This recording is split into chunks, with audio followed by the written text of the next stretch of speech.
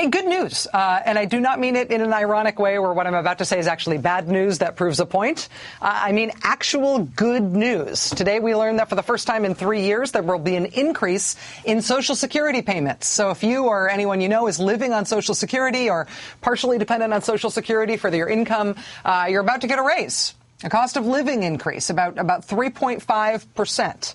This is good news for the individual older people getting this extra money. Obviously, it's also good news for the economy.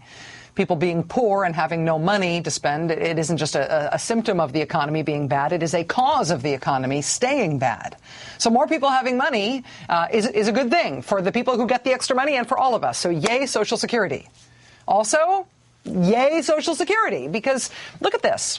This shows that as the economy has swirled around the toilet bowl, as we have not yet been able to recover from Wall Street exploding at the end of the Bush presidency, the one age group of Americans who is not seeing its poverty rate rise significantly is older Americans. As everybody else in the country has seen poverty levels rise, older Americans have been, relatively speaking, okay. I mean, not great, but okay, not falling rapidly into poverty. And that's because of Social Security. So yay, Social Security again.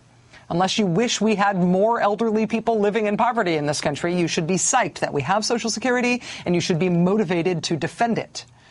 But you know who hasn't had anything to be psyched about? Kids have not. Kids and young families with kids. Even as Social Security has protected older people from the worst vagaries of the economic collapse, kids and young families with kids have not had the same kinds of protection. Because in the era of Ronald Reagan, and then again in the era of Bill Clinton, we frankly took an axe to the public programs that support kids in poor families.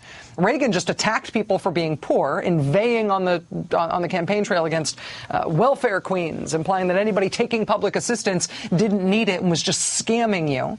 Bill Clinton took less of a Republican culture war approach to it, but instead just bought into the right-wing arguments that a public program to support kids in poor families was some kind of incentive to be poor. And if you took that incentive away, people would stop deciding to be poor the way they were.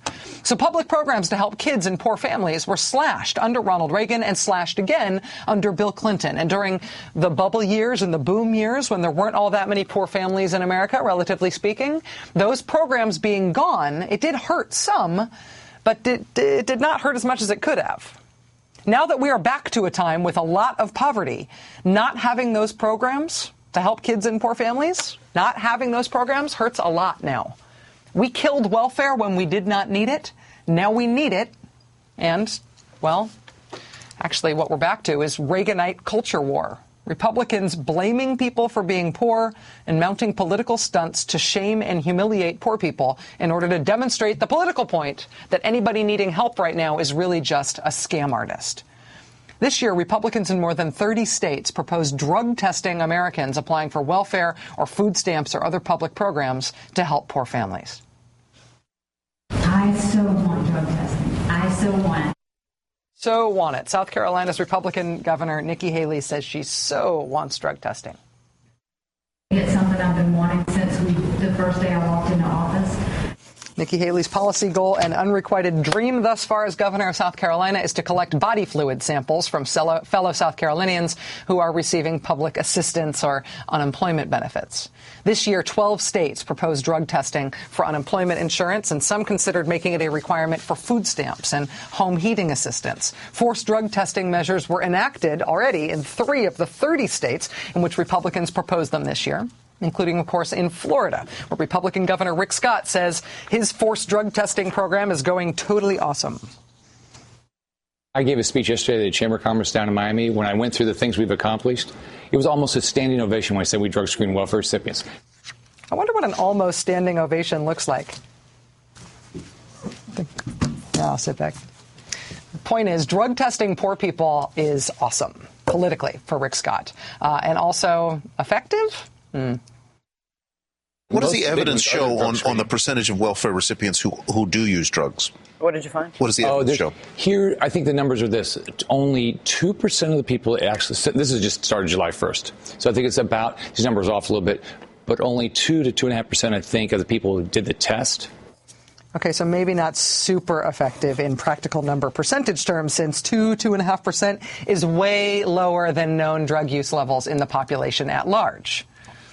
So maybe poor people aren't using drugs at a hugely disproportionate level compared with the rest of the population. But still, it's nice to humiliate them for being poor people anyway, isn't it? Isn't that the point? In Ohio, there is a Democratic answer to the politically popular drug test the poor message. This is Robert Hagan. He's a state representative in Ohio. He's a Democrat. He's responding to his state's Republican drug test the poor proposals with his own drug testing bill. His bill would drug test other people who get state money, not just poor people. His bill would drug test, say, statewide elected officials and members of the General Assembly and the state Supreme Court. And this is my favorite part of it. He would suggest drug testing recipients of TARP money, anybody who got bank bailout money. Isn't that taxpayer money? You want to drug test poor people who get money from the government? How's about we drug test rich people who get money from the government? The author of that bill, Ohio State Representative Robert Hagan from Youngstown, Ohio, joins us for the interview next.